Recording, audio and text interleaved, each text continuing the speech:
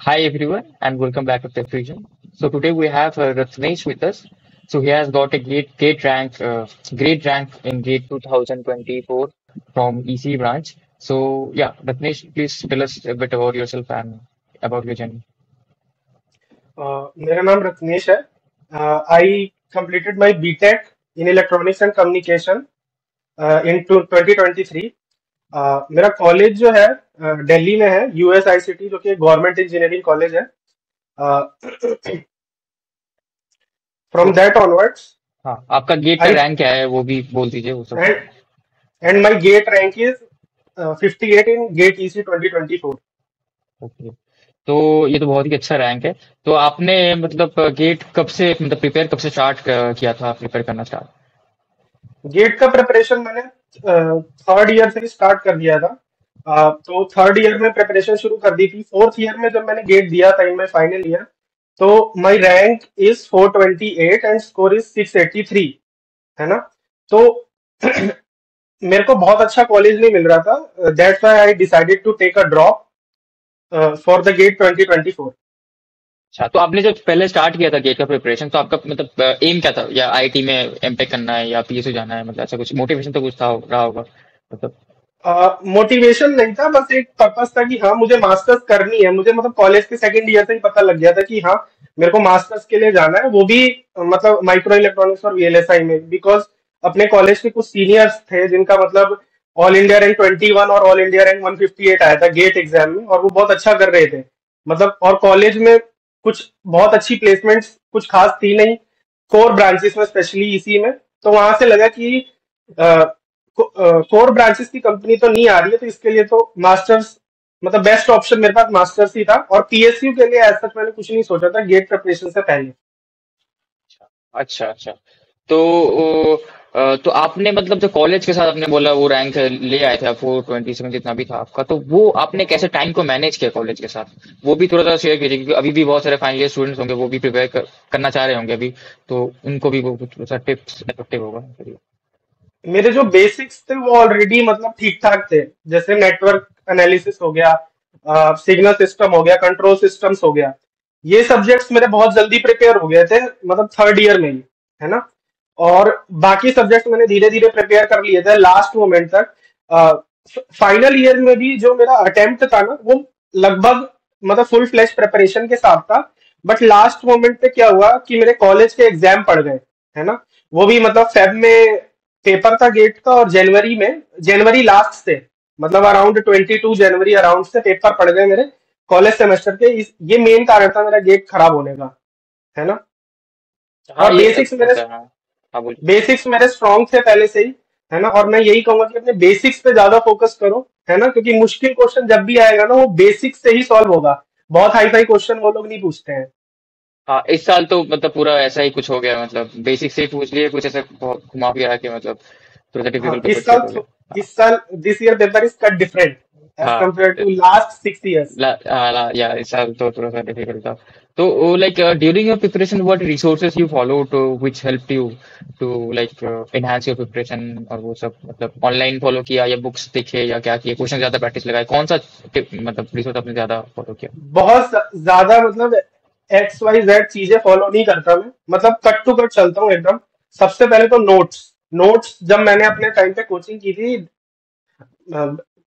मतलब पहले in third year, तो मैंने नोट्स बहुत अच्छे बनाए थे।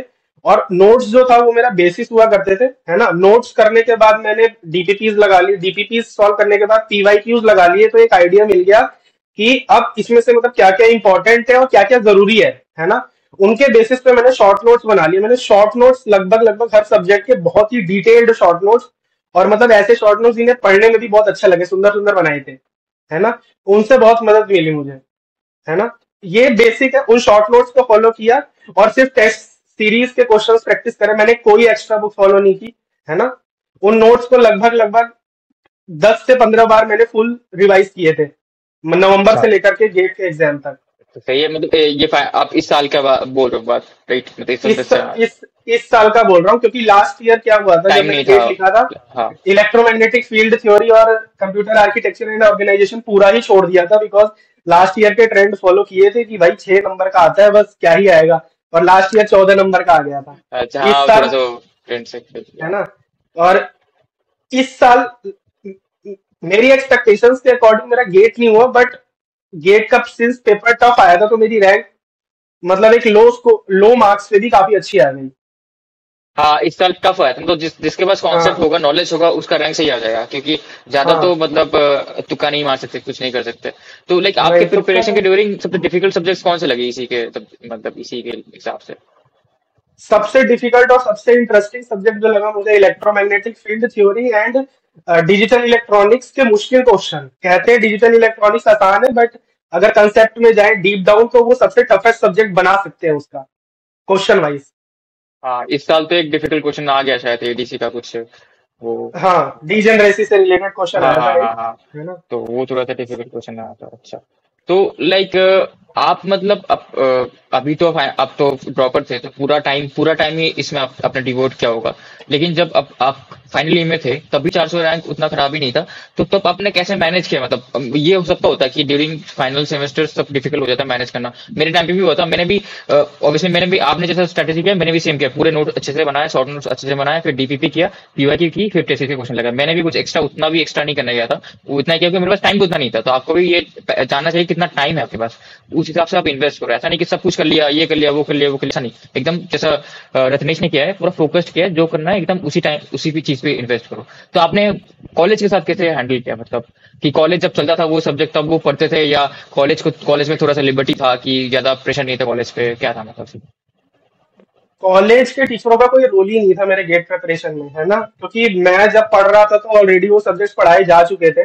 कॉलेज के साथ जब मैंने प्रिपेयर किया था ना, स्टार्टिंग सब्जेक्ट जो था मैंने इलेक्ट्रॉनिक्स डिवाइसेस एंड सर्क्यूट्स लिया था। वो मेरा स्ट्रांग भी था, कॉलेज में भी मैंने पढ़ा था खुद से भी, और फिर मैंने टीचर से भी पढ़ लिया था अपने, है ना। उसके बाद इलेक्ट्रॉनिक डिवाइसेस एंड सर्किट्स के बाद मैंने नेटवर्क एनालिसिस शुरू किया, है ना।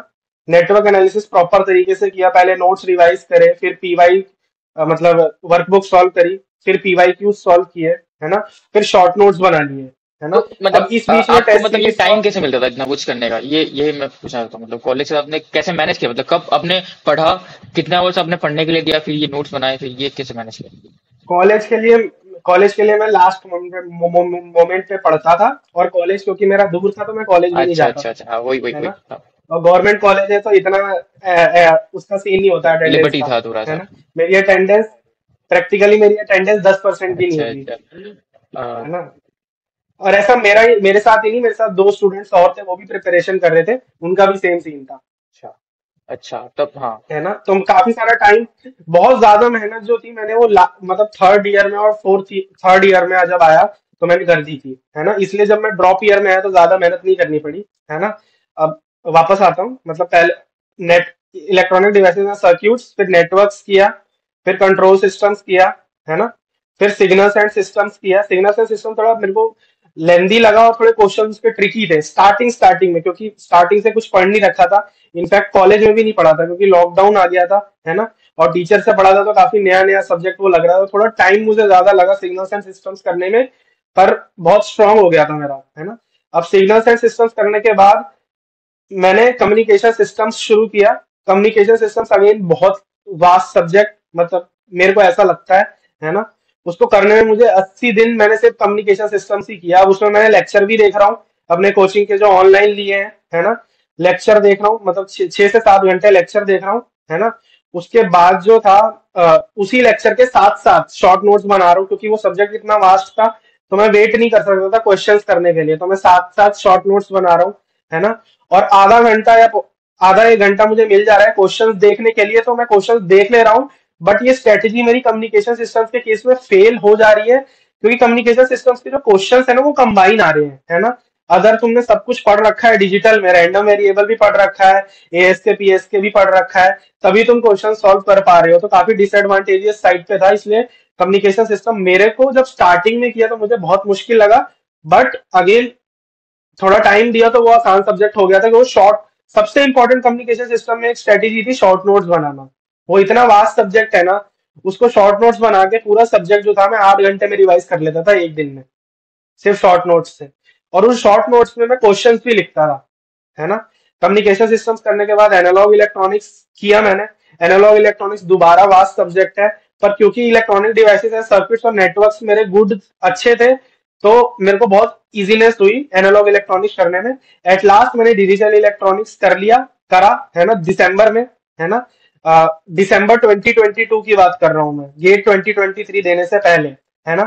अब दिसंबर में मैंने टेस्ट सीरीज भी देना शुरू कर दी थी, है ना, डिजिटल के साथ साथ ही। तो मेरा लास्ट मोमेंट पे सिर्फ मैंने टेस्ट वगैरह सब लिखे, है ना। और इलेक्ट्रोमैग्नेटिक फील्ड थ्योरी जो सब्जेक्ट था वो पूरा स्किप कर दिया था मैंने, और कंप्यूटर आर्किटेक्चर एंड ऑर्गेनाइजेशन। इस प्रिपरेशन के साथ अब लास्ट दिन इतनी प्रिपरेशन मैंने कर ली थी, फिर मुझे पता लग गया कि मेरे एग्जाम शुरू हो गए हैं, फिर मैंने सब कुछ बंद कर दिया। मैं कहा अब तो ड्रॉप ही लूंगा मैं, है ना, क्योंकि स्टार्टिंग से कुछ पढ़ता नहीं था मैं कॉलेज के लिए। लास्ट 10 दिन तो पढ़ना ही पड़ेगा अगर पास होना है तो, होता है है। ना। तो सब कुछ छोड़ हाँ, छाड़ करके बैठे भाई, ड्रॉप लेना है अपने को, है ना। और 13 तारीख को मैंने सब कुछ पढ़ना छोड़ दिया। 20 दिन तक गेट का जी भी नहीं देखा मैंने, क्या शॉर्ट नोट्स, क्या कुछ अच्छा। भी नहीं। ऐसे ही पेपर देने चला गया गेट 2023 का, कि अब तो ड्रॉप ही लेना है। लक बाय चांस की बात है, और पेपर वो आसान भी आया था बहुत, क्योंकि सिर्फ बेसिक्स आने चाहिए तुम्हें, है ना। और मेरे बेसिक्स स्ट्रॉन्ग थे, है ना। जो मुश्किल पोर्शन था उसमें इलेक्ट्रोमैग्नेटिक फील्ड थ्योरी मुश्किल था, है ना। और थोड़ा बहुत पार्ट और डिजिटल, थोड़ा बहुत पार्ट मुश्किल लगा मुझे, है ना। I got 56.6 marks. एंड ठीक है, इतनी प्रिपरेशन के साथ फिर गेट का रिजल्ट आने के बाद मतलब 2 महीना तो ऐसे ही चिल किया, फिर प्रिपरेशन फुल फ्लैश स्टार्ट करी मई में, हाँ, तब तो टाइम है है ना। आपके पास, आप इजीली कर सकते हो। उसके बाद तो आपके पास पूरा टाइम है, आप हाँ, रिवीजन करो। फिर आपने क्या उसके बाद क्या, किस पे फोकस दिया? रिवीजन पे बहुत ज्यादा फोकस दिया, क्वेश्चन प्रैक्टिस पे फोकस दिया, क्या किया आपने? मैंने अब 2 महीने सब कुछ छोड़ने के बाद में मतलब मेरे को पर्सनली ऐसा फील हो रहा था कि मैं एकदम जीरो पे आ हाँ हाँ, गया हूँ, वो तो मैंने होता है, स्टार्टिंग से, होता है थोड़ा सा है फिर, ना, हाँ। मैंने मैंने स्टार्टिंग से शुरू किया, और इस साल दोबारा मैंने इलेक्ट्रॉनिक डिवाइसेस एंड सर्किट से शुरू किया, but in a very detailed manner, है ना। सब कुछ बहुत डिटेल में पढ़ तो रहा हूँ आपने फिर से मैं मतलब वीडियो एक ही लेक्चर्स देखे या खाली नोट्स देख रहे थे आप, या ऑनलाइन यूट्यूब से? मैं नोट्स मैं नोट्स देख रहा था, और मतलब मेरे पास मतलब नोट्स आ जाते थे डिफरेंट कोचिंग इंस्टीट्यूट्स के, है ना। और क्योंकि मैंने लास्ट ईयर जो टेस्ट सीरीज ली थी, मैंने लगभग लगभग 60 to 70% टेस्ट सीरीज लिखी थी। तो मुझे पता लग गया था कि अब मुझे क्या क्या पढ़ना है। जैसे इलेक्ट्रॉनिक डिवाइसेस एंड सर्किट्स है, पढ़ा मैंने। अब उसमें एक कंसेप्ट आता है, मतलब बॉडी इफेक्ट का। अब हाँ बॉडी इफेक्ट का कंसेप्ट मैं क्वेश्चन सॉल्व कर दिया था मैंने प्रीवियस ईयर्स का कंसेप्ट पढ़ के, बस वो बहुत डिटेल्ड में नहीं पढ़ा था, मतलब फुल कंसेप्ट में जा करके, तो वो मैंने पढ़ लिया जैसे, है ना। कम्युनिकेशन सिस्टम्स एक अकेला मतलब सब्जेक्ट है जिसमें जितना पढ़ो उतना कम है। कम्युनिकेशन सिस्टम दोबारा डिटेल में कर लिया, है ना। अगर कम्युनिकेशन सिस्टम डिटेल में नहीं किया होता ना, इस साल एक क्वेश्चन ऐसा आया था जो कि अटेम्प्टेबल नहीं था। अगर तुम्हें सिर्फ कोचिंग को फॉलो कर रहे हो तो वो क्वेश्चन तो अटेम्प्ट ही नहीं कर सकते तुम। एक पर्टिकुलर कोचिंग हो सकता है दूसरे कोचिंग में करवाई हो, हाँ हाँ। जिसमें मैंने करी थी उसमें उन्होंने तो नहीं करवाया था। तो हर चीज को डिटेल में पढ़ा था मैंने। प्रैक्टिस करने के लिए अगेन मैंने कोई किताब फॉलो नहीं करी, दोबारा से मैंने टेस्ट सीरीज ही सॉल्व करी थी, है ना। और रिवीजन पे ज्यादा फोकस किया था मैंने इस बार, है ना, ये सोच के कि रिवीजन ज्यादा इंपॉर्टेंट है। क्योंकि 2023 के गेट में बहुत सारे क्वेश्चन ऐसे थे जो थ्योरेटिकल थे। हालांकि इस बार ऐसा नहीं हुआ है, स्ट्रेटेजी फेल हो गई मेरी, अच्छा। है ना। पर ठीक है। यही मेरी रैंक तो स्ट्रेटेजी अच्छा, रही है। हाँ। तो लाइक अगर हाँ, आपको किसी को गाइड करना, आपके जूनियर को जो कॉलेज में आपसे आ रहा है कि भैया मेरे को गेट का प्रिपरेशन करना, मैं भी सेकंड या थर्ड ईयर में हूँ, तो उसको आप क्या क्या बोलोगे? एकदम कैसे पूरा पिन पॉइंट करके बोलोगे ऐसे ऐसे करो तो हो जाएगा फ्रेंड? मैं सबसे पहले कहूंगा कि सबसे पहले नेटवर्क एनालिसिस अच्छे से पढ़ो, बहुत ही डिटेल्ड में नेटवर्क एनालिसिस पढ़ो, क्योंकि वो है बेस, है ना। नेटवर्क एनालिसिस कर लो, है ना। नेटवर्क एनालिसिस करने के बाद सिग्नल्स एंड सिस्टम्स करो, है ना। वो अगेन दोबारा से, है ना। और नेटवर्क्स के भी शॉर्ट नोट्स बनाओ, और सिग्नल सिस्टम्स के भी शॉर्ट नोट्स बनाओ। ये 2 सब्जेक्ट तैयार हो गए, तो तीसरा सब्जेक्ट उठाओ, कंट्रोल सिस्टम्स, है ना।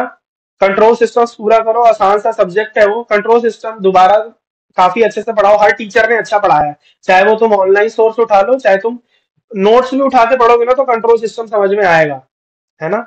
हाँ, नहीं कंट्रोल अभी तो सिस्टम कंट्रोल से भी कुछ अच्छे अच्छे क्वेश्चन दे दिए इस साल, मतलब ठीक ठाक से इस हुए साल हैं। आए हैं, हाँ, कंट्रोल इस से साल आए, अच्छे हाँ। से इस साल तो हर जगह से अच्छे अच्छे क्वेश्चन तो दे दिए, मतलब।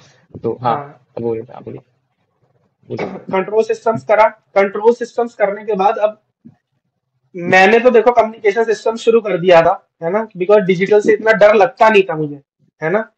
तो बट मैं एडवाइस यही करूंगा कि आसान सब्जेक्ट लो जो कि डिजिटल इलेक्ट्रॉनिक्स है ना, डिजिटल इलेक्ट्रॉनिक्स कर लो, है ना। ये चार जो सब्जेक्ट्स है ना, पहले चार, नेटवर्क, सिग्नल कंट्रोल और डिजिटल, ये हो गए बिल्डिंग ब्लॉक्स। अब ये चार बेस तुमने तैयार कर लिए, है ना। अब तुम कोई एडवांस सब्जेक्ट उठा सकते हो, जैसे कम्युनिकेशन सिस्टम्स उठा लो तुम, या एनालॉग इलेक्ट्रॉनिक्स उठा लो, कोई भी एक सब्जेक्ट उठा लो, है ना। इन दोनों को करो। मैंने लास्ट में क्या स्ट्रेटेजी करी थी कि लास्ट में मैंने इलेक्ट्रोमैग्नेटिक फील्ड थ्योरी किया था। जैसे इस साल मैंने इलेक्ट्रोमैग्नेटिक फील्ड थ्योरी करके गया था, तो मैंने पर्सनली जो इलेक्ट्रोमैग्नेटिक फील्ड थ्योरी शुरू की थी वो नवंबर एंड से की थी। और नवंबर एंड से करते करते मतलब लगभग लगभग 20 नवंबर को शुरू की थी, और मेरा पूरा electromagnetic field theory finish off हो गया था 25-26 दिसंबर के आसपास, है ना। और यहाँ पे मैं बता दूं, इलेक्ट्रोमैग्नेटिक फील्ड थ्योरी जब मैंने की थी तो मेरा कोई बैकग्राउंड नहीं था पहले से इलेक्ट्रोमैग्नेटिक फील्ड थ्योरी का। ना मैंने कॉलेज में पढ़ी थी, ना मैंने लास्ट ईयर पढ़ी थी। फ्रॉम द स्क्रैच पढ़ी है मैंने इलेक्ट्रोमैग्नेटिक फील्ड थ्योरी, आज से इस बात से पहले मैंने कभी नहीं पढ़ी थी। तो शॉर्ट नोट्स पे मैंने बहुत फोकस किया था इलेक्ट्रोमैग्नेटिक फील्ड थ्योरी के। और टीचर भी बहुत इंपॉर्टेंट है इलेक्ट्रोमैग्नेटिक फील्ड थ्योरी का, because most of the teacher बहुत ही बोरियत के साथ पढ़ाते हैं वो। हाँ ये तो है, मतलब कोर सब्जेक्ट स्पेशली वो आप कम्युनिकेशन सिस्टम, ईएमटी और फिर ईडीसी, ये तीनों सब्जेक्ट्स हाँ ही मतलब बहुत ही अच्छे मतलब एडुकेटर के पास से पढ़ना चाहिए, तो बहुत ही हाँ। इंपॉर्टेंट है। ठीक है, तो हाँ ये तो समझ गया। अगर वैसे आपके टेस्ट में कैसे मार्क्स आते थे जब आप थर्ड ईयर या फोर्थ ईयर में थे? बहुत अच्छे आते थे या कभी कभी कम आ जाते थे? मतलब मार्क्स जब फाइनल कंडीशन। ईयर में गेट दे रहा था ना मैं, तो जो मेरा स्कोर रहता था, जो फुल लेंथ टेस्ट का मैं बता देता हूँ। फुल लेंथ टेस्ट में मेरे 55 से 60 के बीच में रहते थे मोस्ट ऑफ द टाइम। और मेरे आई भी उतरे ही 55 से 60 के बीच में। आई गॉट 56.67 इन गेट 2023, तो है अगर ना। आप किसी टेस्ट में कम मार्क्स आते थे या क्या मतलब कम आते थे, तो आप मतलब क्या करते थे? मतलब डिमोटिवेट हो जाते थे या सोचते थे नहीं इसे बेटर करूंगा, या मतलब क्या देखते थे आप उस टेस्ट सीरीज को? स्टार्टिंग में तो देखो डीमोटिवेशन हमेशा ही होता है। जब मैंने पहला टेस्ट दिया इलेक्ट्रॉनिक डिवाइसेस एंड सर्किट्स का, मेरे 4 नंबर आए थे उसमें, जब मैं फाइनल ईयर में तैयारी कर रहा था। तो अचानक से डीमोटिवेशन हुआ कि टेस्ट का तो क्वेश्चन सॉल्व ही नहीं हो रहा, है ना। तो मैंने क्या किया कि मतलब उन्हीं टेस्ट के क्वेश्चंस को मल्टीपल टाइम्स सॉल्व करे, जिससे मेरा एक तो दो चीजें कमी हो रही थी। एक, मैं बिना रिवाइज करे टेस्ट दे रहा था, सबसे बड़ी प्रॉब्लम ये थी, है ना। और दूसरी दिक्कत ये थी, मेरी कैलकुलेशन स्किल्स बहुत खराब थी। तो लास्ट ईयर जब गेट अटेम्प्ट करने से पहले मतलब सेम टेस्ट को मैंने 2 से 3 बार कम से कम सॉल्व किया है ना। इससे क्या हुआ है कि एक तो एफिशिएंसी मेरी बढ़ी है ना, लास्ट एफिशिएंसी मेरी बढ़ी है। और मतलब क्वेश्चंस के थ्रू रिवाइज करते हैं, इसकी भी एक स्किल होती है, वो भी काफी इंप्रूव हो गई थी मेरी, है ना। और कुछ क्वेश्चंस ऐसे अननेसेसरी भी होते हैं जो टेस्ट हम्म। में दिए होते हैं, मैं उनको स्किप कर देता था, यार ये तो इंपॉर्टेंट नहीं है।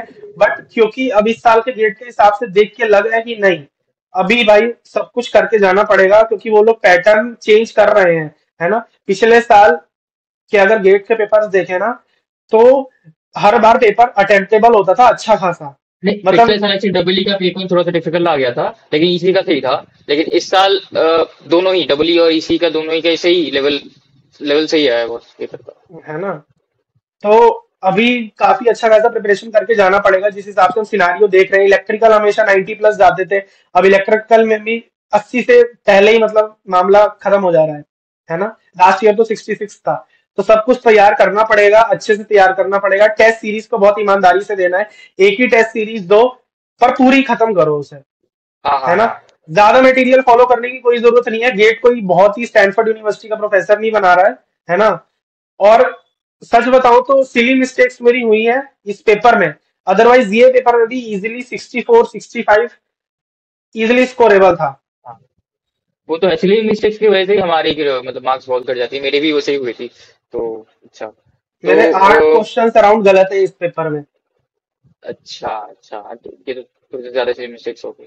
हाँ। तो आपका मतलब आप जब एग्जाम देने गए, जिस दिन एग्जाम डे था मतलब इस साल का, तो उस दिन का एक्सपीरियंस कैसा था? जब आपने पहले पेपर देखा, क्या फील हुआ कि पेपर डिफिकल्ट आएगा, या आपकी स्ट्रैटेजी क्या फॉलो की आपने पेपर अटेम्प्ट के लिए? पेपर से पहले मैं बहुत कॉन्फिडेंट था, बिकॉज मैंने तैयारी बहुत हार्ड की थी कि मतलब टेस्ट टेस्ट सीरीज में भी ना मेरा जो रैंक था वो टॉप 10 में आता था, है ना। पर वो दिन था ही नहीं मेरा। जैसे ही मैं एग्जाम हॉल में उठा, मैंने पहला क्वेश्चन देखा, पहला क्वेश्चन सही था, मैं सॉल्व कर रहा हूँ आंसर ही नहीं आ रहा है। दूसरी बार सॉल्व करा आंसर ही नहीं आया। तीसरी बार अब लग गया, अब देख रहा हूँ 5 मिनट खत्म हो गए उसके। अब डिमोटिवेशन आना शुरू हुआ, अब इसको छोड़ो, अब अगले क्वेश्चन को देखो, अगला क्वेश्चन भी सॉल्व नहीं हुआ मेरे से। मैं पैनिक हो गया था फर्स्ट क्वेश्चन में ही, जिसका इफेक्ट जो था मुझे सेकंड क्वेश्चन में देखने को मिला, है ना। हालांकि टेस्ट सीरीज में ये गलतियां मैं नहीं करता था, बट उस टाइम पता नहीं क्या प्रेशर वो है, झेल नहीं पाया मैं, है ना। तो जैसे तैसे मैंने 26 मिनट में मतलब पूरा किया मैंने अपना। 26-27 मिनट्स अराउंड लिए मैंने पूरा खत्म करने के लिए जनरल एप्टीट्यूड, और उसमें मेरे 14 मार्क्स भी आए हैं, है ना। तो उसके बाद जब मैंने जब टेक्निकल में मैं आया ना, वहां पे पहला क्वेश्चन किया, दूसरा क्वेश्चन किया, तीसरा क्वेश्चन आसानी से फंस गया, चौथा क्वेश्चन भी फंस गया, पांचवा क्वेश्चन भी फंस गया, छठा क्वेश्चन किया बट बहुत ही देर में किया। मतलब मुझे क्योंकि इतना पैनिक कर गया था कि मुझे पर क्वेश्चन का भी डेटा मतलब दिमाग में है कि मतलब इतना इतना टाइम मैंने लिया था। कुछ क्वेश्चंस कर छोड़ने के बाद मतलब पहले 15 क्वेश्चंस जब मैंने देखे तो उसमें से 7 ही अटेम्प्ट कर पाया था और आधा घंटा भी दिया था। फिर मैंने लास्ट से शुरू किया, है ना। लास्ट में अगेन लास्ट क्वेश्चन छोड़ा मैंने, क्योंकि वो मुझे वहां पे क्लिक नहीं किया, बल्कि बहुत ही बेसिक क्वेश्चन था वो, इन्वर्टिंग गेट वाला, वो डिले होता है ना इन्वर्टिंग गेट का, नॉट गेट जब जब हम हम्म, पढ़ते हैं तो सबसे पहले डिले पढ़ाया जाता हाँ ठीक है, हाँ। है ना, रिंग रिंग ऑसिलेटर। ब्रेकिंग, हाँ हाँ, ring oscillator, yes yes. Actually में वही था, बट वहां पे इतने पैनिक में मैं उसको पहचान नहीं पाया, है ना। अच्छा अच्छा अच्छा। मतलब पैनिक बहुत ज्यादा कर गया था मैं, बहुत अच्छा कर सकता था बट वो शायद दिन ही नहीं था मेरा। लास्ट मोमेंट में तो यही हो रहा था कि भाई जैसे तैसे पेपर खत्म करो, बट मैं शायद मेरे अलावा बहुतों की हालत ऐसी होगी, क्योंकि पेपर हाँ ऐसा हाँ आया था, हाँ है ना। हाँ हाँ, पर ये टाइम उस टाइम पे मैं सोच नहीं पा रहा था, मतलब मैंने पेपर किया, आई अटेम्प्टेड 46 क्वेश्चंस, है ना। और अराउंड 8 क्वेश्चंस मेरे गलत है, 38 राइट है। मेरी ही स्थिति ये नहीं थी, सभी की स्थिति ऐसी थी, मतलब सिंपल हाँ, सी है। बिल्कुल बिल्कुल। ये मुझे तब पता हाँ मतलब लगा इस पेपर, हाँ जब इस पेपर आंसर में की आ मतलब गई। जो, हाँ अच्छा अच्छा। नहीं, इस पेपर पे आप ज्यादा टाइम भी लोगे तो कोई प्रॉब्लम नहीं क्वेश्चन में, क्योंकि पेपर इतना डिफिकल्ट था, सब लोगों ने सेम सेम की होगी कि ज्यादा टाइम ले लिया, ज्यादा टाइम ले लिया, फिर तो सबका ही टाइम वेस्ट हुआ होगा बहुत सारे क्वेश्चन। हाँ, तो पैनिक था मैं, ऑब्वियसली था, है ना। मेरे अलावा और भी होंगे और पेपर मुश्किल आएगा, लास्ट ईयर इलेक्ट्रिकल वाले भी होंगे पैनिक। हाँ इलेक्ट्रिकल का पेपर मैं सॉल्व कर रहा था, वो पेपर गेट से 10 दिन पहले मैं इलेक्ट्रिकल 2023 का पेपर सॉल्व कर रहा था। मैं कहा भाई ऐसा पेपर आ गया तो अपन निपट जाएंगे, है ना। हाँ, नहीं इसलिए वही समझाना है व्यूअर्स को कि आप मतलब पैनिक मत होइएगा, जैसा इन्होंने भी मतलब थोड़ा सा डर लगा था इनको, लेकिन इन्होंने संभाल लिया अपने मेंटल स्ट्रेंथ को, फिर स्किप किया, फिर नेक्स्ट में गया, ये सब पूरा हाँ, पैनिक नहीं होगी कि एग्जाम को ही बर्बाद कर दिया, ऐसा वो नहीं करना है स्किप कि ठीक है। हाँ स्किप करने की स्ट्रेटेजी बहुत इंपॉर्टेंट है। अगर स्किप ना करो ना, मैं हाँ, बता रहा हूँ 40 से ज्यादा क्वेश्चन अटेम्प्ट नहीं कर सकते उसमें तुम। बिल्कुल बिल्कुल, आपको देख क्वेश्चन देख के समझ में आ जाना चाहिए कि अभी के लिए इसको स्किप करो, सेकंड हाँ राउंड में मैं फिर से अटेम्प्ट करूंगा, अभी के लिए स्किप कर दो इसको, इजी हाँ, क्वेश्चन करते हैं जैसे अभी। कंट्रोल का हाँ क्वेश्चन आया, देखते ही छोड़ा मैंने, मैं कहा ये तो क्लिक ही नहीं कर रहा, छोड़ो इसे, आगे बढ़ो, है ना। हाँ, अभी समझ में नहीं आ रहा क्या क्वेश्चन का हाँ लैंग्वेज क्या है, ऐसा हो सकता है कि आप सेकंड राउंड में आगे आपके दिमाग में क्लिक कर जाएगा, अच्छा ये बोल रहा था, तो हो जाता है कभी कभी सेकंड राउंड में सॉल्व हो जाता है, लेकिन शायद फर्स्ट राउंड में नहीं होता। अगर आप फ्लो में आ जाते हो फिर ऑटोमेटिक दिमाग में कुछ होने लगता है, तो फिर सॉल्व होने लगता है वो पैनिक इतना ज्यादा हो गया था कि पेपर में एक ही क्वेश्चन को सॉल्व कर दिया है, सही आंसर भी आ गया है, उसे दोबारा चेक कर रहा हूँ, है ना। तो पैनिक इज हाँ रियल। मुश्किल पेपर में भाई पैनिक होगा, तो हाँ मैं यही हाँ, कहूंगा, पहले नहीं, हाँ बोलिए। मैं तो यही कहूंगा कि भाई फुल तैयारी करके जाओ, है ना। मुश्किल पेपर आएगा, सभी के लिए मुश्किल आएगा, आसान आएगा, सभी के लिए आसान आएगा, सभी के लिए है आसान ना। है। और टेस्ट सीरीज में मेरे मार्क्स 65 प्लस 70 प्लस आते थे, टॉप 10 में आते थे, है ना। बट इसका मतलब ये नहीं है कि टेस्ट सीरीज वाला बंदा टॉप कर जाएगा, टॉप कर देगा, बट वो एक्सेप्शनली होगा कि वो प्रिपरेशन कर रहा है फिर बहुत टाइम से, है ना। हाँ, ये है। यही मेन इंपॉर्टेंट है। अच्छा, तो लास्टली आपने मतलब सब कुछ बहुत ही सही बताया, मतलब हमारे स्टूडेंट को बहुत ही मतलब अच्छा इन्फॉर्मेशन मिला होगा। तो लास्टली लाइक आपको इतना अच्छा रैंक अचीव किया आपने, तो आप फाइनली मतलब क्या करने का सोच रहे हो, फ्यूचर प्लान्स क्या है, लाइक एमटेक करोगे या पीयूसी ज्वाइन करोगे, कुछ दिमाग में सोचा होगा कुछ? अभी तो मेरा एमटेक करने का मतलब है फुल, बस एमटेक ही करना है। मैंने स्टार्टिंग से ही, जब से मैंने गेट की प्रिपरेशन की थी, मतलब मैंने तो पहले ही सोच लिया था कि मैं कोई मतलब एज सच गवर्नमेंट जॉब तो ज्वाइन नहीं करनी है मुझे, ओनली एमटेक, और उसके बाद अपना रिसर्च वगैरह में देखेंगे। Okay, Ratnesh, thank you then. Thank you for coming to our channel. We hope you get all your dreams. So, yeah, thank you everyone for watching this video. Okay.